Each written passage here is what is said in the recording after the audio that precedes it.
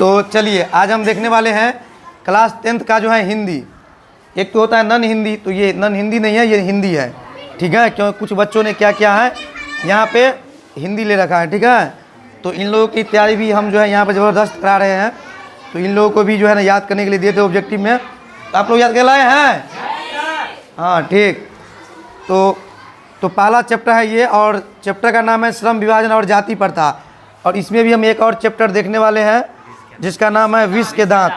तो इन दोनों चैप्टर जो याद करने के लिए आप लोगों को दिए थे, आप लोग इन दोनों का ऑब्जेक्टिव बताएंगे और इसी का डिस्कशन चलेगा। तो ठीक है, बोलिए। श्रम विभाजन और जाति प्रथा के बारे में है।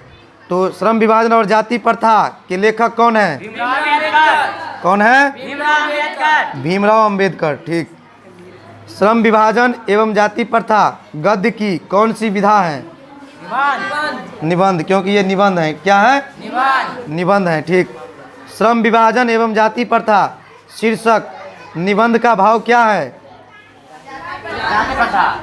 हाँ, जाति प्रथा की व्यवस्था नहीं, व्यवर्थ था। ठीक है।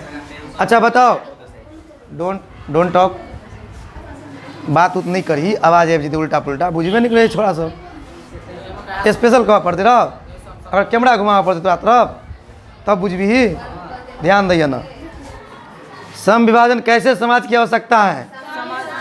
सभ्य समाज की। कैसे समाज की? सभ्य समाज की। ठीक।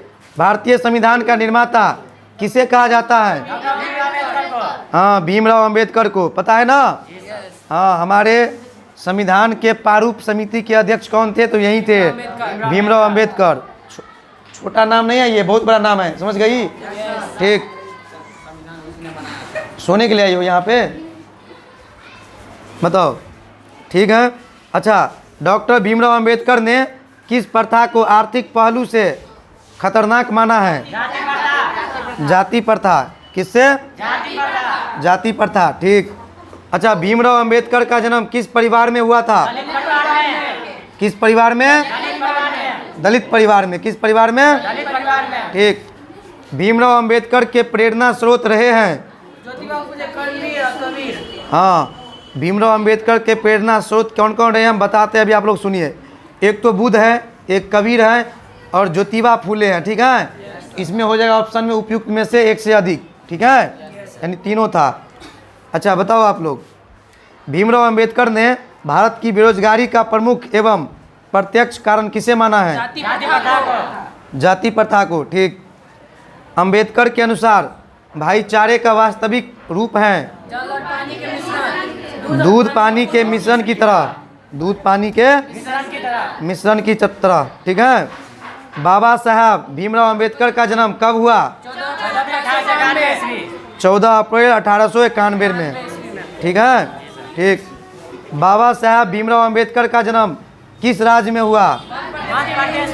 हाँ, मध्य प्रदेश में, यानी एमपी के वासी थे ये। ठीक है, गुड। अच्छा बताइए आप लोग, बाबा साहब के अनुसार आदर्श समाज किसे कहा जाता है? किसे कहा जाता है? या इसमें लिखा गया है समता पर आधारित समाज को, बंधुत्व पर आधारित समाज को, स्वतंत्रता पर आधारित समाज को। सभी कथन सत्य हैं। इसमें सभी कथन क्या होगा? सत्य होगा। बिल्कुल सही। समाज और राजनीति में बेहद सक्रिय भूमिका निभाते हुए अंबेडकर ने किसको मानवता एवं अधिकार दिलाने के लिए अनेक प्रयास किए? किसको? अछूतों को। ठीक है। जाति प्रथा का श्रम विभाजन मनुष्य की स्वेच्छा पर निर्भर नहीं रहता। मनुष्य की व्यक्तिगत भावना तथा व्यक्तिगत रुचि का इसमें कोई स्थान या महत्व नहीं रहत। प्रस्तुत गद्यांश किस पाठ से उद्धत है? श्रम विभाजन और जाति प्रथा। ठीक। अच्छा बताओ, जाति प्रथा स्वाभाविक विभाजन नहीं है, क्यों? क्योंकि रुचि पर आधारित नहीं होने के कारण। ठीक। जाति प्रथा श्रम विभाजन के साथ साथ किसका रूप लिए हुए हैं? श्रम विभाजन का। किसका? श्रम विभाजन का। ठीक है, इस तरह से देखा जा रहा है। तो अब आप लोग बताइए, आदर्श समाज स्वतंत्रता, समानता, भ्रातृत्व पर आधारित होगा, किसने कहा? भीमराव अंबेडकर। ठीक है। सभ्य समाज की आवश्यकता क्या है? सबको समान अधिकार देना। सभ्य समाज की आवश्यकता क्या है? श्रम विभाजन। इसमें श्रम विभाजन दे दिया है। ठीक है। भाईचारा का दूसरा नाम क्या है? लोकतंत्र। क्या नाम है? लोकतंत्र। भारत में जाति प्रथा का मुख्य कारण क्या है? बेरोजगारी। क्या है? बेरोजगारी। ठीक। वृद्धा एंड हिज धम्मा एवं हु और सुद्राज के लेखक कौन है? भीमराव अंबेडकर। तो इस प्रकार हमारा इसमें पहला चैप्टर श्रम विभाजन और जाति प्रथा खत्म हुआ और हम अब देखेंगे विश्व के दांत। ठीक है, जो कि अगला चैप्टर है। क्या है अगला चैप्टर? विश्व के दांत। तो ठीक है, तो आप लोग बताइए इसमें विश्व के दांत कहानी के रचयिता कौन है? नलिन विलोचन शर्मा। बिल्कुल सही। विश्व के दांत कैसी कहानी है? मनोवैज्ञानिक। ठीक है। विश्व के दांत समाज के किस वर्ग की मानसिकता उजागर करती हैं? मध्य वर्ग। किस वर्ग की? मध्य वर्ग। विश्व के दांत पाठ की विधा है? कहानी। ठीक। अच्छा, विश्व के दांत कहानी का प्रमुख पात्र कौन है? कौन है? खोखा। ठीक। सेन साहब की 5 लड़कियों कैसी थी? सुशील थी। ठीक, बिल्कुल सही है। गिरधर लाल का बेटा है? मदन। उस कहानी में जो है ना, गिरधर लाल का जो चर्चा किया गया है, उसका जो बेटा था, उस बेटा का नाम था मदन। क्या नाम था? मदन। अच्छा, गिरधर लाल सेन साहब की फैक्ट्री में क्या था? बताओ। किरानी था। नहीं। ठीक। सेन साहब की नई मोटर कार किस रंग की थी? किस रंग की? अब ये लोग इतना हड़बड़ाया हुआ है, इतना आंसर इसको याद है कि चाहता है हम क्वेश्चन बोलने से पहले आंसर बता दे। अच्छी बात है, यही जुनून होना चाहिए। ठीक है। और हम अति प्रसन्न हुए ये बात सब देख करके। ठीक। अच्छा बताओ आप लोग, सेन साहब की नई मोटर कार कितने की थी? 7,500 की। कितने की? तो वही हुआ 7500, उसी को बोलेंगे 7,500। ठीक है। सेन साहब अपने बेटे खोखा को क्या बनाना चाहते थे? बिजनेसमैन या इंजीनियर। बिजनेसमैन या बिल्कुल सही है। सेन साहब की नई मोटर कार की पिछली बत्ती का लाल शीशा किसने चकनाचूर किया है? क्या था? किसने? कासू। किसने? खोखा था उसमें। दोनों इसी का नाम है। अच्छा, कासू भी उसी का नाम है, खोखा भी उसी का नाम है। ठीक है, कासू यहाँ पे दिया गया है। सेन साहब की आंखों का तारा है? खोखा। ठीक है। ठीक है। सेन साहब किस तरह के आदमी थे? तानाशाह। सेन साहब कैसा आदमी था? तानाशाह वाला था। कैसा था? तानाशाह वाला था। मदन किसका बेटा है? गिरधर लाल का। ठीक। मदन और कासू के बीच झगड़े का कारण था? हाँ, लट्टू खेलने की ललक। क्या खेलने की ललक? मदन के लिए क्या खाना मामूली बात थी? मार खाना।